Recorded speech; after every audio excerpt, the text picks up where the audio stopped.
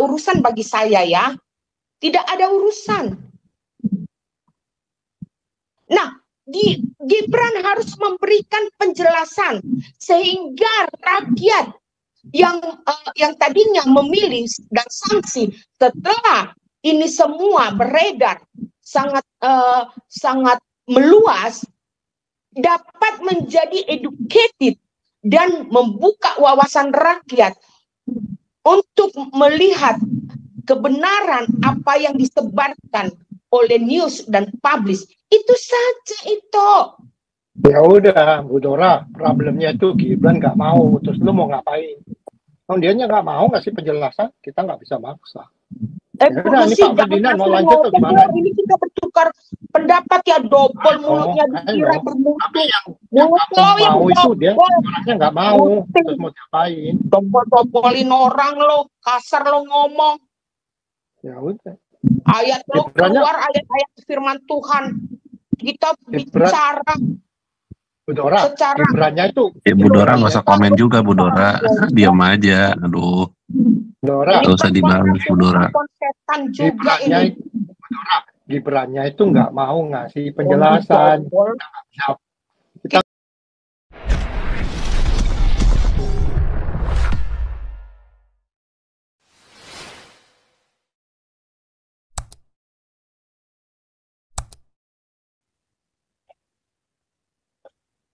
enggak, ini Bu Tasya nih, next Bu Tasya langsung Bu Tasya urut buncit sama Pak Ferdinand antri. Ya, shalom semuanya Bapak Ibu, selamat malam. Ya, saya cuma mau ngasih pandangan sedikit. Gini, ada benarnya yang dibilang Bu Dora. Karena kalau kita telisik ke belakang, tapi ini sekali lagi Bu, bukan apa ya, ini etika ya. Kalau kita telisik, waktu itu statusnya anak wali kota Bu, anak wali kota dan anak gubernur. Seharusnya dia bisa jaga etika, itu satu. Tapi walaupun begitu ya Bu ya, kita jangan melihat ke belakang lagi gitu. Ini kan sudah terpilih si Gibran ini. Nanti kan ada yang namanya kinerja 100 hari, Bu. Itu kan bisa kita nilai. Nah, itu Bu. Kalau misalkan bagus kan bisa dievaluasi lagi. Gitu. Bisa kita nilai di situ.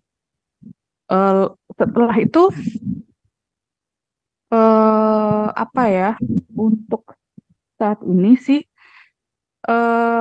terus terang yang namanya kemarin calon presiden, calon wakil presiden kan ketiga-tiganya kan memang buruk ya, maaf kata lah ya, buruk. Tapi kan kita mencari yang keburukannya sedikit gitu. Ya kan, kita kan mau cari aman nih, Indonesia ini kan harus diamankan dulu. Gitu Bu. Jadi mau gimana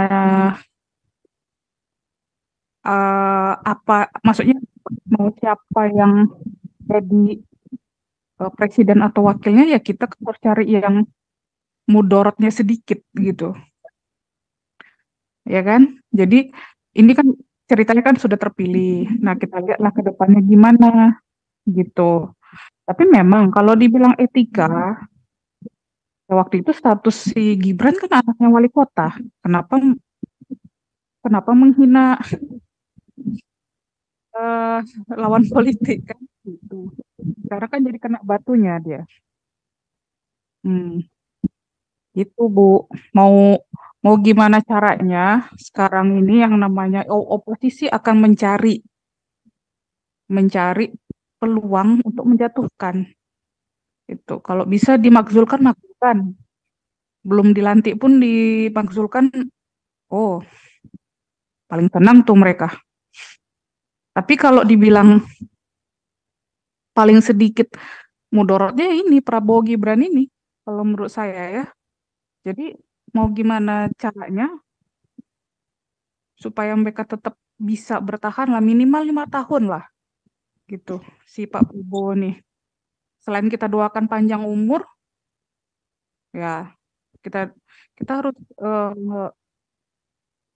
apa namanya bisa menyuarakan kebenaran supaya Indonesia ini bisa aman gitu loh. Itu sih Pak, Bu. Ya, Oke. ya. Perut buncit, lanjut. Iya. Tadi mau ngomong apa ya? Ya, maksud saya kan itu kejadiannya kan udah lama ya yang disinggung-singgung ini. Kadang-kadang kita tuh membuat akun yang berbeda. Kadang-kadang kita tuh punya sisi pengen ngomong belak-belakan gitu loh. Yang nggak mungkin kita tunjukkan secara diri kita langsung di dunia nyata gitu loh. Makanya kadang-kadang ada beberapa orang membuat akun yang berbeda sendiri, mau menyatakan sesuatu apa adanya gitu, belak-belakan gitu loh maksud saya. Nggak bermulut manis, ya kan? Banyak orang bermulut manis tapi kenyataannya nggak seperti itu. Nah yang maksud saya kan waktu dia komen di Fufu Fafa itu, isi komennya apa? Maksud saya hoax atau bagaimana gitu loh isi komennya? Apakah isi komennya itu hoax semua yang diprotes itu? Tapi kan dia memprotes Prabowo kan. Ya saat itu kita lihat aja situasinya seperti apa, maksud saya seperti itu loh. Nah kalau mau mengulik-ngulik Gibran, ya dikulik-kulik lah dia selama dia menjabat, dia berbuat kesalahannya tuh masalahnya apa gitu yang berbobot kan, maksud saya. Ini kita melihat komen dia zaman dulu. Oh kan kita mau ngeliat karakter seseorang gitu, saya tanya, Prabowo karakternya berubah nggak? Prabowo yang dulu sama yang sekarang itu berubah apa enggak? Maksud saya begitu loh. Dulu Prabowo tuh gabung sama siapa coba? Ya kan, dalam pemilihan ini kita bisa melihat yang gabung ke yang kita anggap khilafah itu berapa banyak orang yang gabung ke khilafah sana? Kenapa nggak gabung ke Prabowo aja mereka? Tapi kan mereka gabungnya ke khilafah sana. Yang kita anggap khilafah itu loh. 01 kan, si Anies kan. Nah, maksud saya begitu, apakah Prabowo yang dulu dengan Prabowo yang sekarang itu sama atau berbeda? Maksud saya kan begitu yang kita tanya. Apakah Gibran yang dulu itu yang dia komentar waktu Fufu Fafa itu sama atau beda dengan sekarang, maksud saya? Karena seorang itu kan melewati perjalanan hidup, dia bisa berubah, maksud saya. Kayak misalnya kita lihat Pak Paul kan, dulu dia berubah, kan dia bilang saya mantan penjahat kalau dia bilang. Nah itu loh maksud saya kita lihat, nah itu perjalanan hidup, perjalanan itu yang kita lihat. Kayaknya sih menurut saya sih ya udah kasih kesempatan aja dalam hal ini gitu. Nah kan orang-orang mau ngulik-ngulik gitu kan, ya memang bapaknya masalahnya si Jokowi ada buat masalah juga gitu loh maksudnya. Di akhir-akhir masa jabatannya ini kan dia, nah itulah maksud saya, kita mendukung Jokowi dulu awal-awal, tapi di akhir-akhir masa jabatannya kita kecewa kan. Dulu kita mendukung presiden mana, di akhir jabatannya kita kecewa kan, sering kita kecewa di akhir-akhir masa jabatannya. Kok nggak seperti waktu awal-awal misalnya kayak gitu loh. Nah itulah maksud saya. Nah kalau ya maksud saya nggak terlalu penting komen Bapak. Ini memang kayak pengalihan aja atau apa, saya bingung lah. Kalau mau dikulik-kulik aja di waktu dia menjabat itu, dia buat salah apa, korupsi kah atau apakah gitu loh, maksudnya ada aliran uang kah atau apakah, itu aja dicari di situ. Kan itu yang kalau mau lihat, kalau menurut saya sih orang berubah lah. Saya dulu umur 20-an sama saya umur sekarang tuh saya berubah kok, saya menilai diri saya sendiri nggak sama gitu. Makanya kita lihat ada berubah nggak karakter seseorang itu, maksudnya dia lebih bijak atau lebih apa, nggak berubah nggak? Nah, itu kita kan bisa lihat dari situ, dari apanya, dari yang dia tunjukkan dalam hidupnya dia, dalam pekerjaannya dia kan. Nah, itu yang kita lihat gitu loh maksud saya. Nah terus yang yang pesawat jet, ya saya bilang ya itu ada salahnya lah, terusnya nggak boleh kayak gitulah. Ya saya setuju itu kan nggak baik, tapi masalahnya pejabat yang lain juga gitu, kurang dari luar negeri mereka ya lewat-lewat aja lah. Memangnya mereka diketat kayak kita? Nggak juga. yang naik pesawat pribadi, polisi ada tuh. Siapa sih yang mantan yang polisi yang naik pesawat pribadi tuh? Ada itu. Ya kan? Orang pejabatan pemerintahan naik pesawat pribadi ada juga. Nah, maksud saya mereka tuh saat sedang menjabat dalam struktur pemerintahan, maksud saya begitu. Nah, yang ini apa kan gitu. Nah, makanya nih mau dicari-cari kesalahan yang apa ya, yang maksud saya yang kadang-kadang orang awam tuh di apa ya, di pancing-pancing kayak gitu loh, biar wah gitu ribut, padahal ya begitulah. Tapi kan kita lihat lah kan, apa namanya, Jokowi pasti di akhir masa jabatannya kan kita udah tahu kan, dari tahun lalu dibilang bakalan kesusahan. Ya pastilah dikorek-korek gitu. Tapi kita harus melihatnya lebih luas aja gitu. Maksudnya jangan terpancing dengan framing atau perkataan orang. Kita keluar dari framing perkataan orang dulu, kita keluar dulu dari situ, kita lihat dulu semuanya, kita lihat dulu urutan waktunya gitu loh, situasinya saat itu. Nah itulah maksud saya gitu. Oke, gitu deh Pak. Oke, Bro Buncit. Ya deh, kita wait and see aja lah. Katanya sih 2025 ini Indonesia resesi. Ini Pak Ferdinand masuk Pak. Oke, salam semua. Saya paling suka memberikan orang bahagia, happy, enjoy, tenang, santai, komunikasi. Aku kembalikan kepada moderator, Pandi. Silakan Ibu Dora mau bicara. Tadi udah angkat tangan. Kau mundur lagi. Halo, Bu Dora, dengarkan. Inangku, toh nggak mau dia bicara. Jadi gini ya. Gini, itu izinkan saya bicara.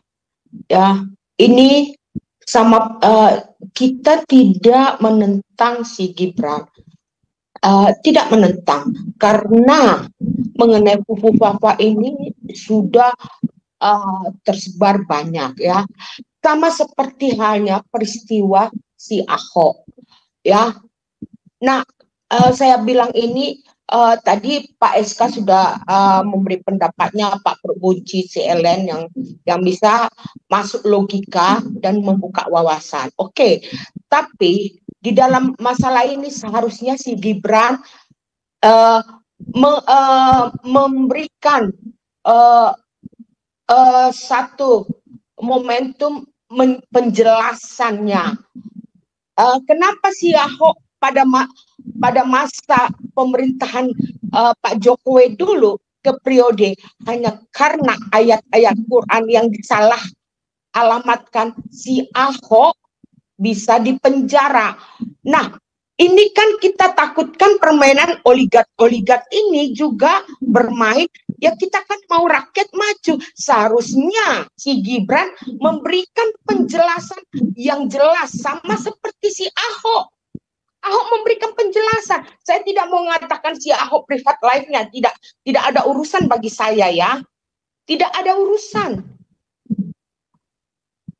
Nah, Gibran harus memberikan penjelasan sehingga rakyat yang tadinya memilih dan sanksi setelah ini semua beredar sangat meluas, dapat menjadi educated dan membuka wawasan rakyat untuk melihat kebenaran apa yang disebarkan oleh news dan publish. Itu saja itu.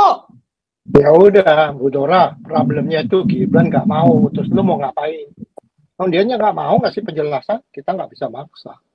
Ya udah, ini Pak Ferdinand mau lanjut atau gimana? Ini kita bertukar pendapat ya, dobel mulutnya dikira bermutu. Tapi yang mau itu dia orangnya nggak mau, terus mau ngapain? Dobel-dobelin orang lo, kasar lo ngomong.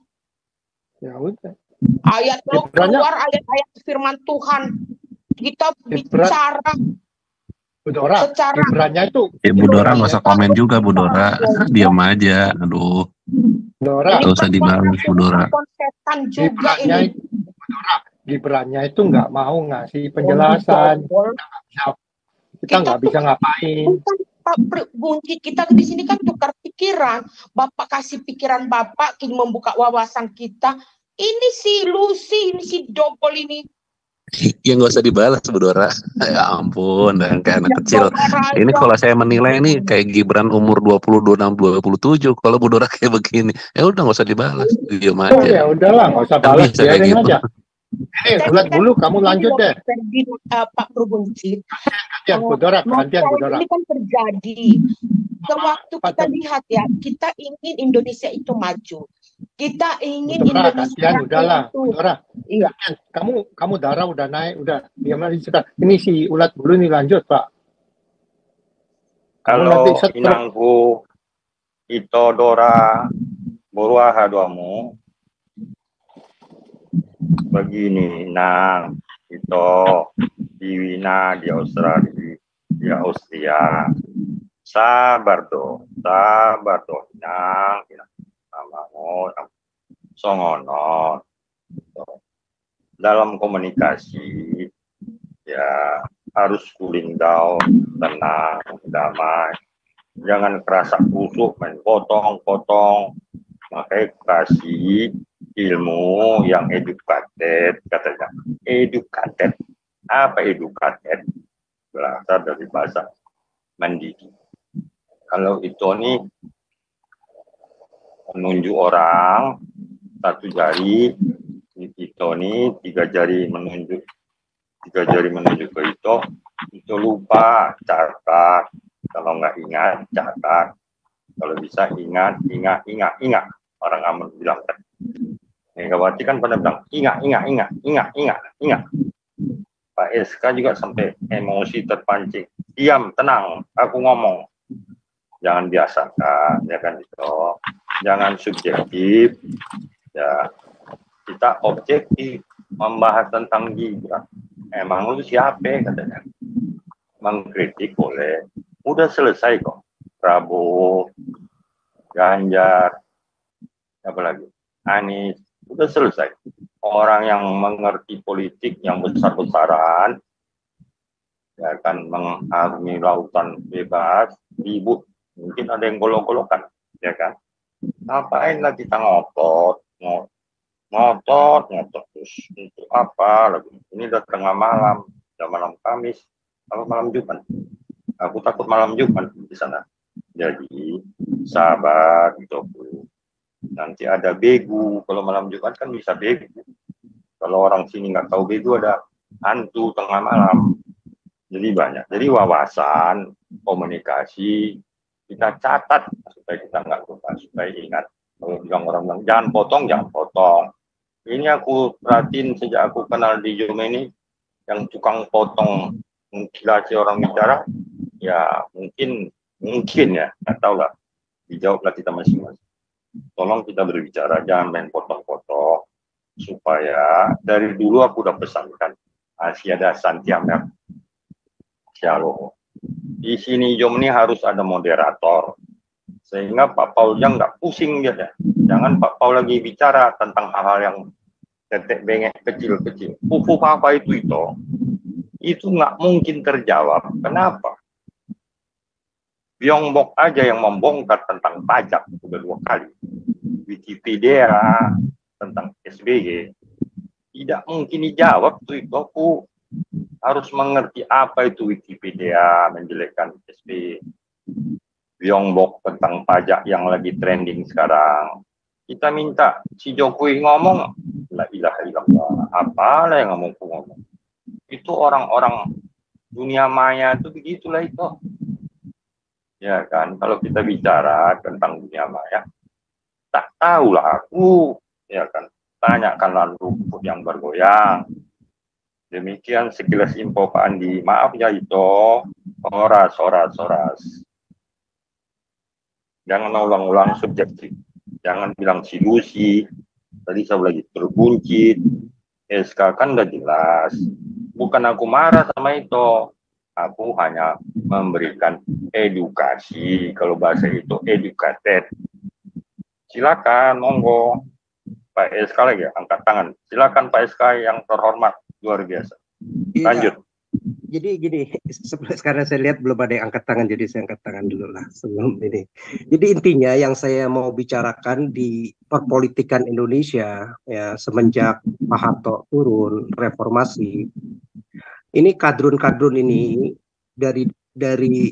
sebenarnya dari sejak zaman Soekarno, kadrun-kadrun itu memang mau mendirikan negara syariah Islam ya, mereka mau mendirikan khilafah.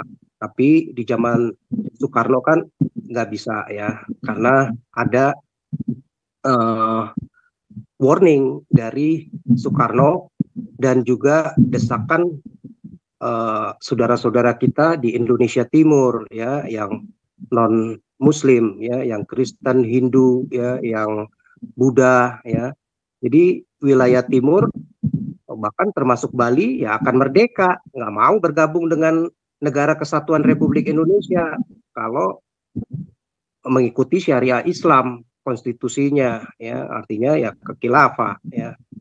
Jadi ini pasti akan selalu dipakai terus. Nah, begitu juga zaman Soeharto ya, zaman Soeharto mereka bergerilya, tetapi kan nggak bisa ya di zaman Soeharto, tangan besi ya, ditangkepin, kalau perlu diberondong tuh seperti di Tanjung Priok ya, mereka nggak bisa apa-apa.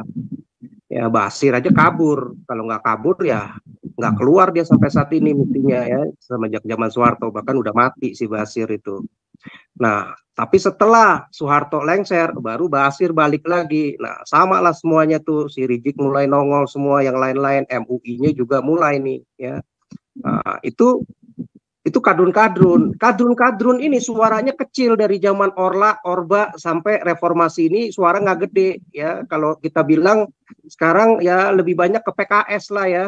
Nah suara kadrun itu yang benar-benar memang mau mendirikan khilafah ya, paling banyak 10% ya, jelek-jeleknya kalau dia bisa membohongi orang ya kira-kira 25% lah minimal, suaranya si Anies 26% lah begitu ya, masih jauh, nggak bakal menang.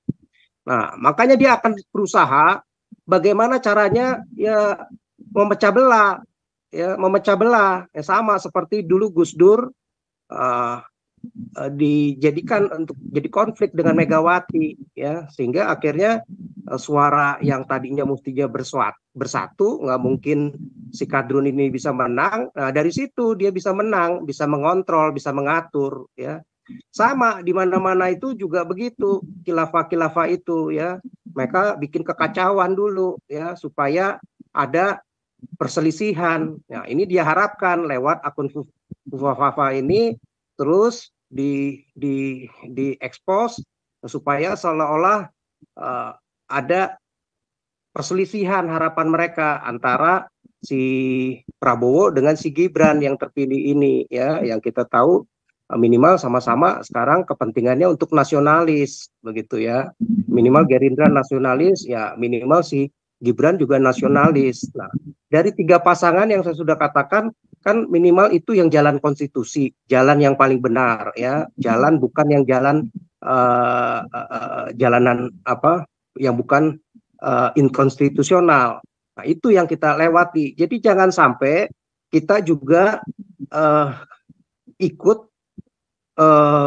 menjadi bagian dari skenario kadrun itu yang ingin menjatuhkan dan membuat kekacauan, sehingga tujuannya itu finally supaya nasionalis ini, konstitusi ini mulai digoyak, diacak-acak. Dan kadrun-kadrun ini yang akhirnya ketawa-tawa, dan bukan hanya ketawa, dia bisa memprovokasi lebih gampang lagi, sehingga antar teman sesama nasionalis yang versus kadrun ini yang mau mempertahankan Pancasila, Undang-Undang Dasar 45 lewat yang kadrun-kadrun nyaman Arab ini terpecah belah. Nah, jadi jangan, kita mesti lihat grand design-nya seperti itu, begitu ya. Kalau ada bagian-bagian itu, di mana penting-pentingnya, nggak perlu kita ikut-ikutan sama mereka ya.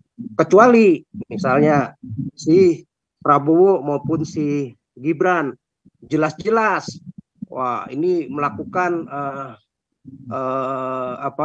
banyak penutupan gereja, kita mesti itu sikat, kita mesti bersuarakan. Jelas-jelas dia membunuh, memenjarakan orang yang tidak bersalah, ya. Nah, itu baru kita kritisi, ya. Pelanggaran hak asasi manusia yang jelas-jelas buat orang yang tidak bersalah. Kalau pelanggaran HAM kepada kadrun yang memang jelas-jelas memprovokasi ingin menghancurkan negara, ya sah-sah aja. Jadi kita mesti lihat gimana begitu ya. Jadi kalau konteksnya katakan misalnya sampai benar pun, misalnya kalau sampai benar, ini kan juga belum tentu benar begitu ya. Jadi belum, dari si ininya juga udah menyangga bahwa tanya aja sama yang pemilik akun, saya nggak tahu menahu, ngapain saya mesti ngejawab waktu saya habis-habis untuk hal-hal seperti itu ya. Nanti wartawan ini nanya begini lagi, ntar wartawan itu tanya, saya jawab lagi, nggak ada habis-habisnya. Ya, cukup sekali dibantah udah cukup ya. Dan buat orang cerdas ya akan ngelihat ya cukuplah, itu bukan hal yang terlalu penting karena itu udah kejadian 5 tahun yang lalu. Ya biasa di dalam perpolitikan untuk saling menjatuhkan supaya menang biasa aja. Tetapi saat di perpolitikan itu kan nggak ada teman, nggak ada lawan abadi ya, selalu berkepentingan. Kepentingannya apa ya? Supaya menang, supaya bisa memerintah gitu ya. Tapi dari tiga pasangan itu ya minimal kita sudah mempercayakan kepada si Gibran dan si Prabowo ya, dan kita lebih menitik beratkan ke Prabowo yang lebih punya keberanian, dan kita harapkan menular ke si Gibrannya juga ya. Dan Gibran juga sudah menunjukkan minimal baru 2 ya, kita harapkan akan banyak ke depan langkah-langkah berikutnya. Dan kita harapkan sebenarnya sumbangsi kita, mestinya pemerintah kalau mau cerdas selalu bikin hotline laporan ya masyarakat. Waktu zaman Ahok itu seluruh negara dan seluruh daerah paling ngerekrut 10.000-10.000 orang anak-anak muda yang punya integritas ya, di bea cukai, di BUMN, di kehakiman, kejaksaan, laporan masyarakat, kepolisian, ya, TNI, semua ya. Jadi kalau ada masalah-masalah tinggal dilaporkan. Misalnya kalau mau benar ya, saya kalau mau jadi presiden mungkin gampang seperti Ahok bikin laporan. Jadi akhirnya membuat takut itu semua ASN yang nggak benar, yang korup, yang minta uang-uang dan mempersulit segala macam ya, tindakan-tindakan yang nggak benar. Nah, bisa dilaporkan dengan mudah, langsung pecat itu, ganti sama yang muda ya. Kalau yang udah nggak bisa kerja, mau duit, mata duitan semuanya cuman korup, ya tinggal dipecatin itu, ganti yang muda. Yang muda sekarang pinter-pinter, banyak belajar ya, dan gajinya nggak perlu gede-gede begitu. Apalagi yang tua-tua, kalau yang kadrun-kadrun ini dipertahankan di ASN itu istri 2, istri 3, ya korup lah, cari duit gitu.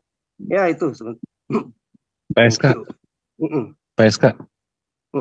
Halo, PSK. Iya, dengar suara Saya mau nanya, sebenarnya ini si Roy Suryo ini pakar telematika apa enggak ya? Soalnya kan zaman dulu dia diragukan kan, disebut sebagai pakar telematika. Jadi sebenarnya dia memang pakar telematika atau bukan? Soalnya kan dia banyak kontroversi juga zaman dulu itu. Iya, dia kan dosen ya kalau nggak salah ya, backgroundnya itu kan komputer ya. Ya minimal dia sedikit ngerti lah ya mestinya ya. Lebih ngerti dia lah dibanding kita mestinya kalau untuk komputer IT. Tetapi kan kita juga bisa melihat karakter, track record ya. Orang itu kan walaupun dia punya skill, punya pengetahuan, tetapi kita melihatnya lagi kan karakter. Karakter ini kan bicara hati ya, di dalam insight ya. Insight itu nggak bisa dilihat langsung, bisa dilihat dari track recordnya. Kalau track recordnya kadang kita lihat ini juga waktu dia menjabat, apa sih prestasinya ya, bagaimana sih waktu partainya dia menang ya kan, dia kritisi apa sih ya kan. Nah, jadi kita lihat, kalau saya sih menyimpulkannya gampang, ini orang ngomong itu karena kepentingan untuk dia dan kelompoknya begitu. Jadi saya belum berpikir bahwa dia akan objektif. Katakan dia objektif pun ya saya nggak akan percaya 100% model orang yang seperti ini. Jadi kita akan ngelihat seperti itu ya. Jadi buat saya sih seperti itu ya. Jadi buat saya benar atau nggak benar itu hal yang lumrah kalau masalah yang itu ya. Itu 5-6 tahun yang lalu orang membuat di Facebook atau apapun ya, mengkritik Ferdinand siapa, Hutapea misalnya, mengkritik dulu lawan politiknya waktu dia di Demokrat ke Jokowi, ya, sekarang udah berubah dia jadi teman. Ya sama aja dulu dengan si siapa tuh yang di PDIP itu yang pernah menteri olahraga juga ya, pernah Menpora itu belum jadi Menpora yang sekarang membelot ke si Arasiaan ya. Nah, Mangara Siaan kan. Nah, itu kan dulu juga mengkritik Prabowo. Sekarang akhirnya mendukung Prabowo. Kan nggak ada di politik itu sahabat maupun lawan sejati. Ya, semuanya intinya pada kepentingan. Tetapi kita sebagai masyarakat dan kita lihat juga sebagai orang-orang Kristen, ya kita melihat juga apa nih di balik itu semua. Konsep grand design-nya seperti apa. Jadi kita intinya jangan sampai hal-hal yang kecil merusak grand design-nya. Grand design kita, ya kita mau mempertahankan sekarang kepemimpinan Prabowo dan Gibran yang sudah terpilih secara konstitusi dan untuk kepentingan nasional. Yang kita lihat dari 3 kandidat ini lebih condong bisa menegakkan NKRI, Pancasila dan konstitusi, ya pasangan Prabowo dan Gibran dibanding 2 pasangan yang lain. Ya, Anies udah kita nggak terlalu percaya. Si rambut putih kita juga berpikir akan nanti sama aja seperti si Jokowi, ya kan? Nggak mungkin begitu. Jadi ya pilihan kita ini, makanya dari ini kita mesti kawal, ya kita kawal jangan ikut masuk kepada skenario lawan-lawan politiknya mereka yang ingin menjatuhkan, sehingga ada kekacauan politik, ya mereka mengambil keuntungan. Seperti waktu zamannya si Amin Rais begitu dengan poros tengahnya. Seharusnya kan dulu kan mestinya Megawati yang menang ya, tetapi kan di Gus Dur ditawarin kan, akhirnya tergugah juga, akhirnya mengambil alih jadi presiden, walaupun secara demokrasi ya sah-sah saja begitu. Tetapi kan kita lihat motivasinya tuh ya, si Amin Rais, suara mereka kecil tetapi kan mereka bagaimana dengan akal bulusnya ya bisa mengambil kesempatan-kesempatan sekecil apapun begitu. Akhirnya kan mereka berhasil. Nah, ya kita harapkan kita mesti kawal 2 pasangan ini, kecuali setelah mereka menjalankan mulai ini Oktober ke depan, 5 tahun ke depan, kita lihat banyak gebrakan-gebrakannya yang justru harus kita kritisi baru kita kritisi. Nah, tetapi untuk hal seperti ini ya, bukan sesuatu yang besar ya, bukan sesuatu yang urgent. Kalau menurut saya itu biasa saja, kalaupun itu benar, dan saya pikir juga itu belum tentu benar banget ya. Bisa jadi si Gibrannya kan juga udah membantah ya, bahwa meskipun nggak tegas ya, bahwa ya yuk tanya aja sama yang punya akun, ya kan, diwawancarai begitu. Ya cukuplah sekali, ngapain ditanya setiap wartawan, capek juga kan, nggak ada kerjaan ngejawab-jawab terus begitu kan. Kalau wartawan sini udah tanya sekali, tanya lagi 10 kali, tanya lagi, kalau perlu sampai 100 kali. Orang capek begitu ya. Nah, dan saya rasa tipenya si Gibran ini kan orang nggak perlu banyak ngomong ya. Dia cukup tegas-tegas aja begitu, cukup strict begitu ya. Menko Infonya kan walaupun itu anak buah siapa bosnya itu si bapaknya ya, si Jokowi, ya minimal udah mengatakan ya itu bukan pemiliknya begitu. Ya sekarang kalau yang si kadrun-kadrun ini atau si siapa Menko Suryo ini menyatakan itu benar, ya gugat aja kalau berani sana ke pengadilan gitu loh, bahwa si Gibran ini bohong ya, pembohongan publik begitu. Kalau membantah padahal itu benar, ya coba dong. Tapi saya yakin nggak berani, dia pasti akan masuk juga sama seperti yang kadrun-kadrun yang lain kan, yang dulu si Jokowi nggak punya katanya ijazah palsu lah segala macam kan, akhirnya masuk penjara juga begitu. Iya. Ya itu menurut saya. Maksud saya sih gini Pak SK. Grand design-nya kita mesti kawal mereka, kecuali di dalam 5 tahun mereka tidak melaksanakan inkonstitusional benar-benar parah. Nah itu yang kita mesti hajar ya, yang benar-benar merugikan kepentingan ya. Kalau yang hal ini mah ini masalah-masalah pribadi ya.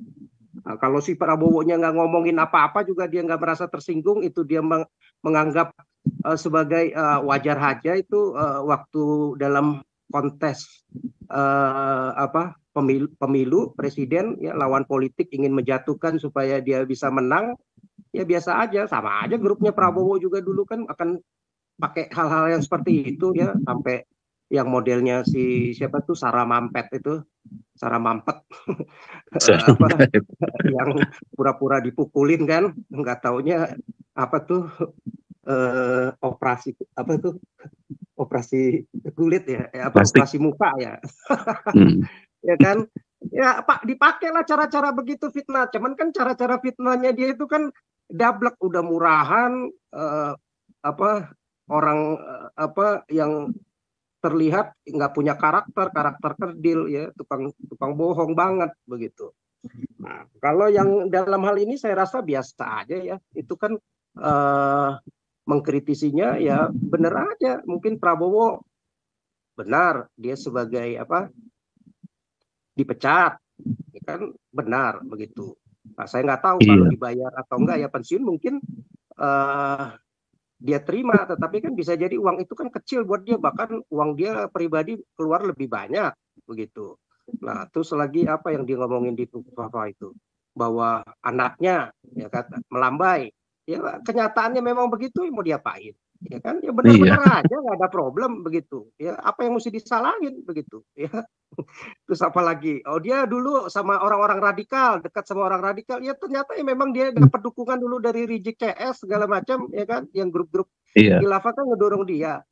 Apalagi yang DKI pakai ayat-ayat mayat begitu. Ya, jadi kita mesti juga jeli ya, minimal ya menurut saya, kalaupun nggak ini, ngelihat grand design-nya yang mesti kita lihat itu. Ya, thank you.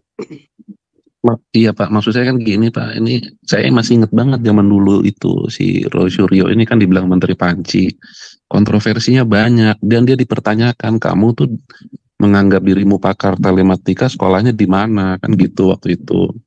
Lah maksud saya ini yang banyak yang ngomong-ngomong nih di TV, Roy Suryo, saya pengennya tuh dengar dari pakar telematika yang lain. Masalah saya nggak percaya sama nih orang. Ini orang kan udah pernah berapa kali salah. Gitu loh maksud saya. Apa nggak ada sih pakar telematika yang lain gitu loh? Kalau Roy Suryo ini nggak beda jauh dengan Mahfud MD, ya sama aja. Ya, waktu dia jadi Menko Polhukam nggak ada prestasinya ya, ngomong 379 suruh minta bukti nggak ada. Coba ngomong aja, oh itu ada 379, begitu minta bukti nggak ada, ya kan? Cuman omdo doang. Ini kan banyak orang Indonesia modelnya kayak begini, dan kader-kader gampang itu yang dibohongin kayak begitu dan digiring-giring. Ya kita janganlah ya. Yang aku pakar telematika yang ngomong satu orang ini doang kan kayaknya. Dan dulu saya ingat banget itu diragukan pakar telematika dari mana, sekolah dari mana, orang dia yang bilang ini asli, ternyata palsu. Itu salah juga ada kok dia, gitu loh maksud saya. Ya, mendingan kita ya pakar telematika yang lain lah, pengen saya denger gimana. Track recordnya kalau nggak ada cuma omdo doang buat apa? Ya, orang penting itu track record. Iya. Track record itu nggak bisa dibohongin kan.